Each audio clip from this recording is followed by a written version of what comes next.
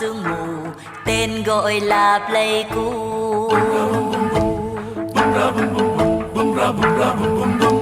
Bình minh lên như bức tranh tuyệt vời, rừng cao nguyên vơi xây nương sườn đồi, những buổi ấm no vui nụ cười trên môi.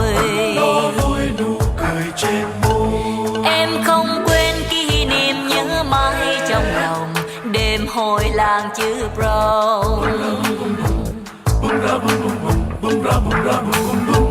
Dù xa quê nhưng em vẫn tìm về, người yêu ơi hãy giữ nguyên lời thề, dấu bên lòng cánh hoa sim anh tặng cho em. Cánh hoa sim anh tặng cho em.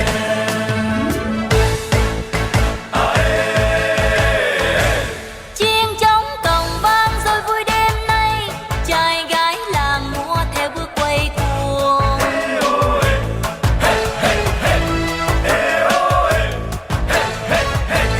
Trời sương lạnh sẽ lòng cô quanh những người tha hương.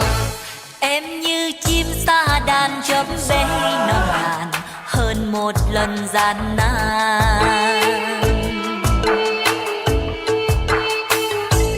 Trời cao nguyên sương giăng phố mịt mùng, buồn chia tay nỗi xót xa lạnh lùng.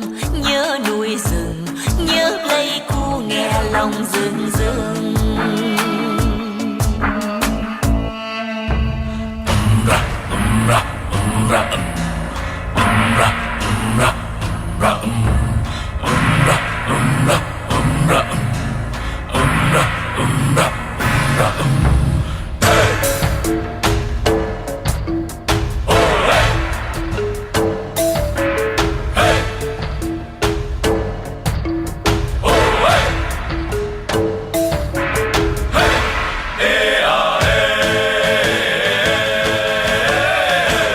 Chiêng trống cổng vang rồi vui đêm nay, trai gái làng múa theo bước quay cuồng.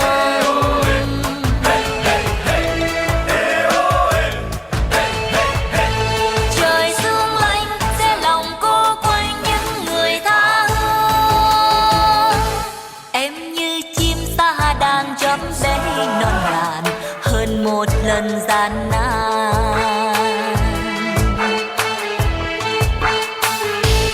Trời cao nguyên sương giăng phố mịt mùng, buồn chia tay nỗi xót xa lạnh lùng. Nhớ núi rừng, nhớ Pleiku nghe lòng rừng rừng.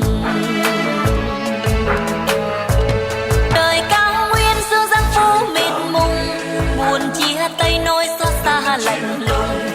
Nhớ núi rừng, nhớ Pleiku nghe lòng